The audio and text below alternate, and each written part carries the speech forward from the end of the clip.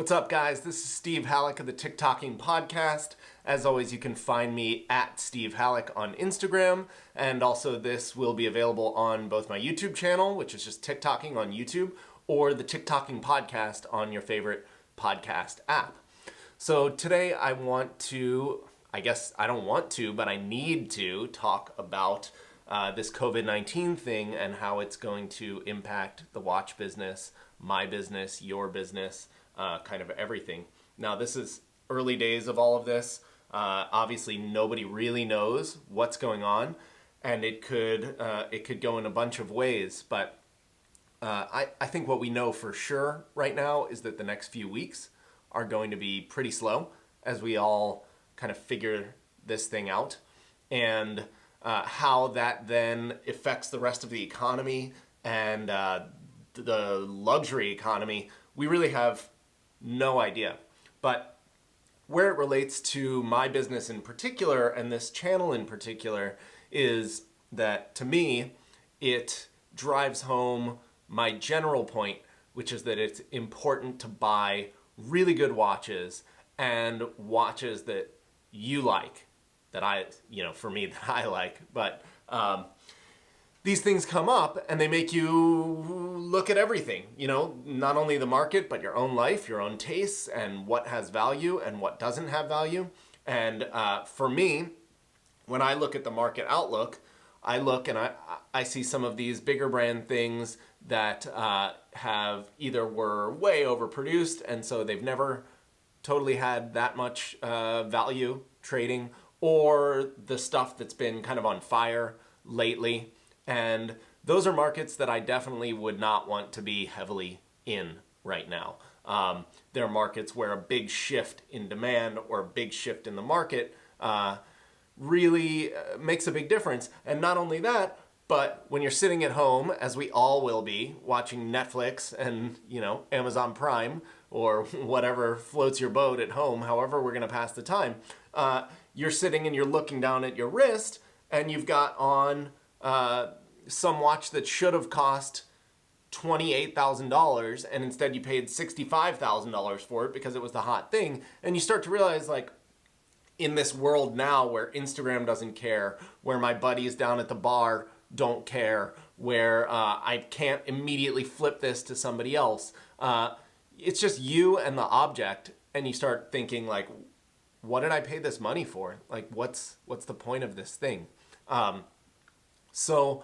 Versus in the areas that I like to promote, even during quiet times, you have this object. So, like, for example, on my wrist today is one of the Sarpanevas that I have on my website. This is not a super expensive watch, right? Like, this costs the same as any sort of, like, steel Rolex right now you won't get for any less than this watch. And yet, it has a real, like, spirit of the maker and artisanal spirit, and it's unique, and it has craft and handwork and all of these things to it that make it a really sort of intrinsically valuable object, right? And I think that more and more as we see, maybe a market correction or if nothing else, just some weird times, right? It's nice to have these things that have actual intrinsic value. So, another good example would be the Kari Voutilainen chronograph that's on my website. That's a watch where the actual hands of one of the best watchmakers of the last couple centuries created that watch.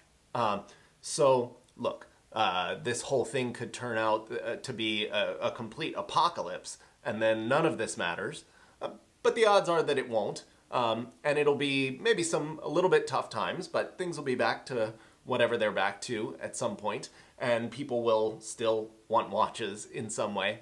And through all that, you're going to see these things that have this actual, real human spirit and value be pretty robust in these areas.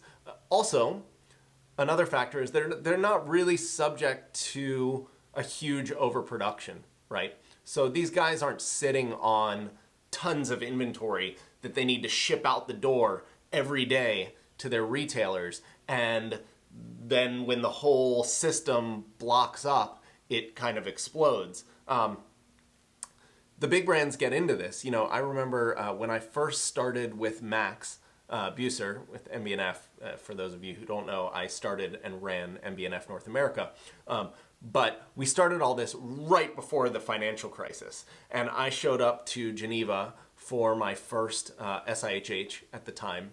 And every retailer from all over the world came in and basically canceled all of their orders. Now, they canceled all of their orders because they didn't know what the sales outlook was going to be. But another reason was the big brands, they would have just come from their meeting with like a big Richemont brand or something. And the Richemont brands basically just told them, this is your order. They literally would hand them pieces of paper and they're like, this is what you're taking. And if you don't take it, you can close off the brand right now.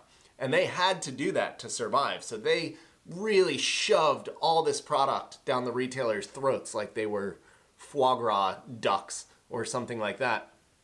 And that sort of thing obviously disturbs a market because people have to sell something in some way, and all of a sudden you're seeing a lot of product all over the place and big discounts and gray markets and whatever. So when 10 years later these companies are complaining about the gray market, you can roll your eyes a little bit with these guys.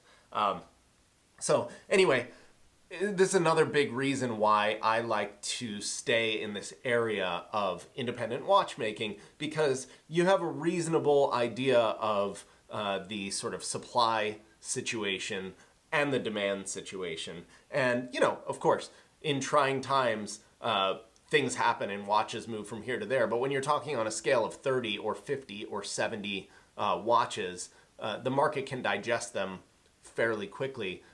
Case in point would be de Bethune, who a couple years ago needed a cash infusion that they later got from a group of investors. But before that, they needed cash. They sold some watches. I bought a lot of them. I'm still buying used watches back for more than I was selling those new watches for. And that's because, yes, they were cheap right then, but the market digested all of them. You never see those watches at those prices anymore. And then as the brand stabilized, the market moved up and kind of got to where it was going to be. So what am I trying to say? I'm trying to say we're in the right place. This is the right place. I'm even more certain than ever that the area that I have focused my professional career now in is the right place to be in watchmaking. I think there's a lot of dealers that are coming around to that as well. And this sort of a thing is only going to reinforce that. It's not going to detract from that. It's going to push even more people into this area. So look, I'm not bullish in the next week or two. I've had, just to be totally candid, I've had a couple deals that I was in the middle of fall apart. I have another guy who owed me money that's using it kind of an excuse not to pay on time. But I also have had a few really big deals close, and I have a few people, even today, reaching out to buy things. And so it's not the end of the world. If it is the end of the world, then it doesn't matter anyway. And of course, you want to keep some cash around in times like this. But I think a big difference between this and the previous financial crisis is that people are very well capitalized. There's a lot of cash in the system. And so if you have a bunch of cash, it's still not a bad time to pick up a watch that you've had your eye on. Maybe not this week, maybe not the next week, but the market's not going anywhere. And if anything, I think it reinforces, buy the really good stuff. Don't let yourself get swept away with some sort of trend and pay 10, 20, 30, 50, 100% more for a thing just because that's what everybody's buying at once. Because when the musical chair stops, then what do you actually have there? And the next point is, I think you're going to start seeing a lot of that with these kind of quote unquote dealers. A rising tide floats all boats, or as I believe Warren Buffett is credited with saying, when the tide goes out, you see who's not wearing any underwear. And we're going to start seeing that, right? There's a lot of these kind of everybody's become a dealer. The amount of watches that I get offered by private customers that say like that it's new in box or papers dated in February of 2020 or something like that is astronomical. And I think that these times are going to end, right? So, and we knew they had to end. It's a totally unsustainable thing. In my career before watches, I grew up in finance, and I remember in the kind of mid to late 90s, everybody was a day trader. This was just like the thing that everybody does, and everybody was getting rich, and everybody thought they were a genius. And then, of course, market tanked. Most people lost a bunch of their money, and you don't hear a lot of people now like, oh yeah, I'm a day trader, or I quit my job just to be a day trader or something, right? So things like that can't sustain. So and that's a good thing, right? We want a healthy market where there are dealers who actually add value to the marketplace as a whole and prop up the market, add liquidity, all of these things. But in general, we want, buyers should be buying these things because they like the watches, because they're good watches. And if they're crap watches and nobody likes them, then nobody should be buying them, right? There's no reason to have these other kind of shadow markets where they get traded dealer to dealer and propped up and overhyped and this, that, and the other to try to sell all this junk. So, look, I'm rambling a little bit because this is just a weird thing, right? But I am definitely committed to continuing to provide people through this channel what I think is really straight information, right? Like, I'm obviously have a bias. I sell watches. So I want to continue to sell watches and I want people to continue to buy them. However, I try to at least make that as upfront as possible and stay as honest as possible by buying the watches that I actually like and think are important and think matter. So that, yes, I want you to buy a watch and I want you to buy a watch from me. But the reason that I do is because I really believe that these are the great watches to buy. And that if you buy these watches, you are going to be happy in the long run that you did versus buying some other junk from some other person, right? So in that way, I try to keep my incentives aligned. And so when I come on here and try to give you information, it really is all in the service of you being able to decide for yourself where the value is in this industry, where the value is for you. And I believe that if I just give enough people that information in a totally straight way, they will realize that the value really is in the stuff that I'm selling and promoting and providing, right?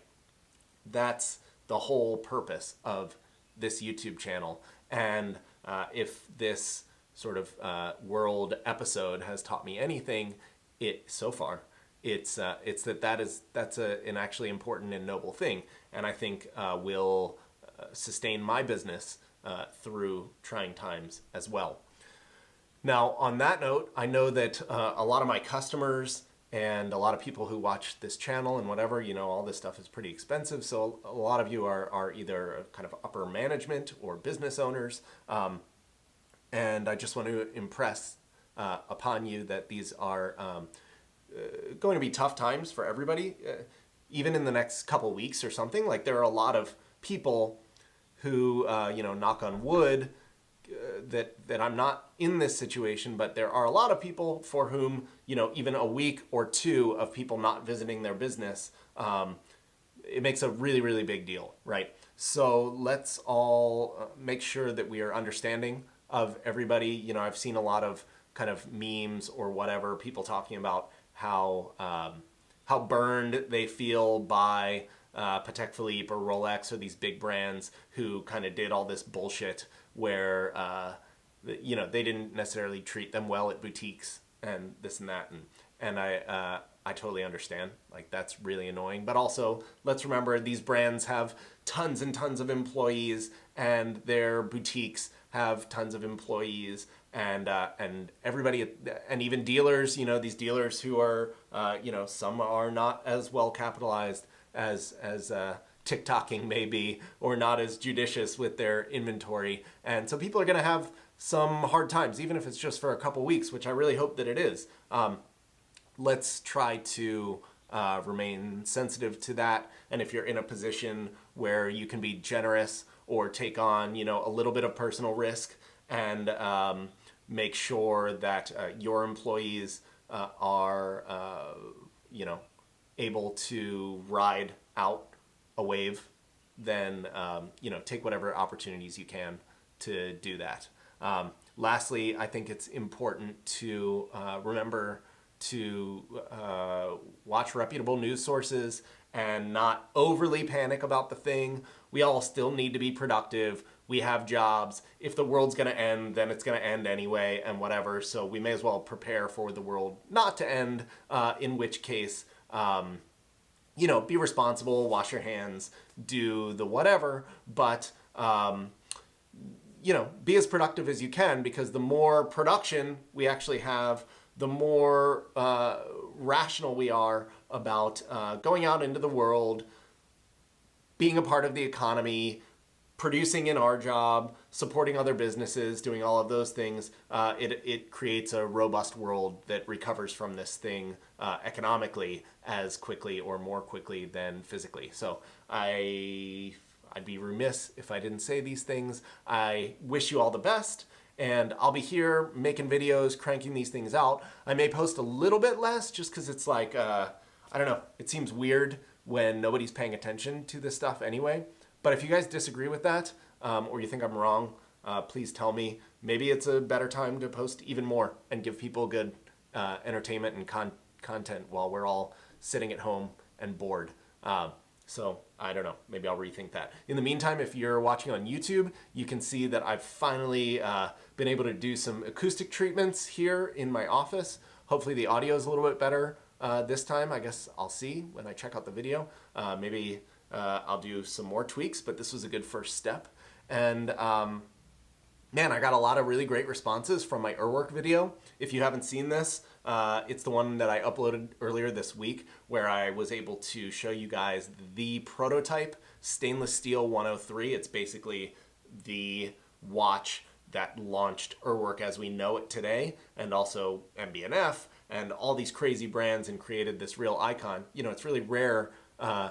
Most of these watches, there's never a prototype made. And if there is a prototype, it goes back, gets recased, something like that, and sold, or it just gets kept by the brand. So to actually have one of these out in the wild of such an important watch from such an important time is just it's beyond rare. It's a real museum piece. So I hope you guys go back and enjoy that. Check out my other YouTube videos if you're actually bored sitting at home. I have a feeling we're all going to have a lot of time on our hands. So I appreciate all the comments. I appreciate you telling your friends, sharing, subscribing, all these things, and I'll be here doing my best to continue with all this. But